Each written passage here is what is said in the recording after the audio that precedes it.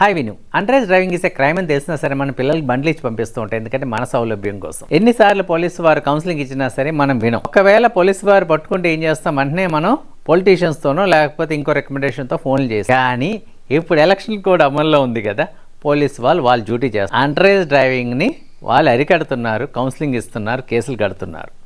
అదేవిధంగా triple ride, తర్వాత blowing of high sound horns, తర్వాత మోడిఫైడ్ సైలెన్సర్స్ మీద స్పెషల్ డ్రైవ్ పెడుతున్నారు. ఒకసారి ఆలోచించండి, ఇదంతా ఎవరి కోసం చేస్తారు? మన కోసం చేస్తున్నారు. పోలీసు వాళ్ళు చేసే ఈ సేవ చాలా గ్రేట్. దయచేసి రికమెండేషన్లు పట్టుకొని వెళ్ళి మీ పిల్లల్ని మీరు పాడు చేయొద్దు. ఎందుకంటే మీ పిల్లలకి ఏమైనా అవుతే మీరు జీవితాంతం బాధపడతారు. పిల్లలు పోతే దాని బాధ ఏంటో తెలుసుకోవాలంటే మీరు అజరుద్దీన్ అడగండి, లేకపోతే బాబుమోహన్ అడగండి, లేకపోతే కోట శ్రీనివాసరావు గారిని అడగండి. వీళ్ళకి తెలిసి ఏంటో ఆ బాధ అనేది. సో ఆలోచించండి, మీరు మీ పిల్లల్ని సేఫ్గా మీరు పెంచండి, ఒక బాధ్యత గల పౌరుడిగా పెంచండి.